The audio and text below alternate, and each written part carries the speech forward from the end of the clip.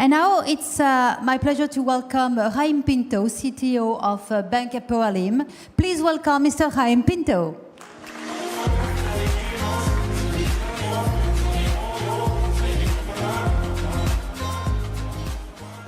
Okay, so hi everybody. Good afternoon almost. I'm gonna try to give you a different perspective on what you heard throughout the day around how this transformational technology around the automotive vertical is going to change financial services. And I want to thank you because you're making my dream come true. And my dream started with this. The year was 1982. And thanks to the Germans and David Hasselhoff, was the first autonomous or AI or car that actually got a main part in a mainstream TV series. And if we fast forward 35 years to today, we actually see that the world that we live in right now is very, very different than the world that we grew up in. These are just a couple of the companies and innovators that are changing the way that we live on a daily basis. So we realize that our world is changing, but being a father of four, I can tell you that nothing shows change more than this free game actually made over $1 billion in a couple of months throughout 2018. So looking at autonomous cars, I want to share with you some of the things that we picked up as we were discussing the potential implication and changes to the world. We're thinking about the structure of car dealerships as leasing models grow and evolve and how that will impact, right? After all, the numbers that we heard today varied from 4% to 6%, but everybody assured and realized that we use our car less than 10% throughout the year, right? So it's an asset that just sits there in the parking lot. Drivers, professional drivers, we talked about what will happen to their jobs and how will that look like. What are we going to do when we're trying to create jobs in the marketplace and the technology actually disables and renders them obsolete? What are we going to do with police officers? What are we going to do with law enforcement? So if we are able to implement the governing rules within a software, we trust the software to actually do everything for us. So no more parking violations and no more traffic violations. And if you look at how much money New York State has made through the fines on parking violations within 1 year, what will happen to that revenue stream? And eventually Medicare, doctors, nurses, we all are aware of injuries and deaths associated with the automotive industry. If we can actually take that down by a few percent, it would be amazing from a humanitarian standpoint. But on the other hand, do we need as many hospitals as we have right now?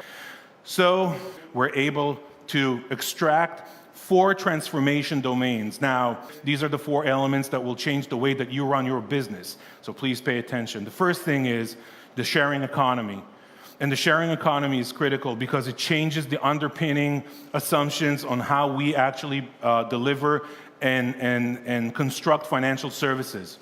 Okay, not an asset-based or an ownership-based model, but actually a shared model, which is critical even to allocation of credit. The second thing is open banking. Absolutely critical, because today, if you're going to be front-ended by a company that sells a service for autonomous cars, transportation service, so you need to get from one place to another, you're not dependent on your physical asset as the car. You're dependent on a service provider that will dispatch a car that will meet you on the curb and will take you from one spot to the other totally autonomously. And that is a big change in the way that these guys will need to communicate with us and settle everything from payment down to loans, credits, risk, privacy. Financial Services 2.0. We're at the crust of the revolution.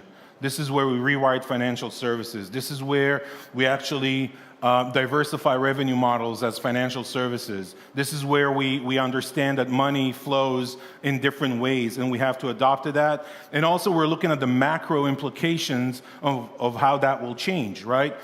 Even the resident relationship with the municipality. If you're not feeding money into the municipality through fines, how will that money churn in? How will that get in? If you have an autonomous car and it doesn't generate parking violations, there is a $2 billion gap in the cash flow in New York City. So something has to give.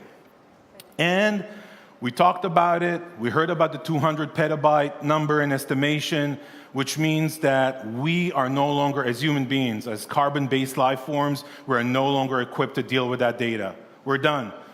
Our era is over, which means that we need to relinquish control into machines and make sure that we're doing this in a right and responsible way. So this is going to be the AI-driven economy. It looks like the machine is taking over not only our cars, our lives, but also our money, which is not necessarily a bad thing if you know how to do it.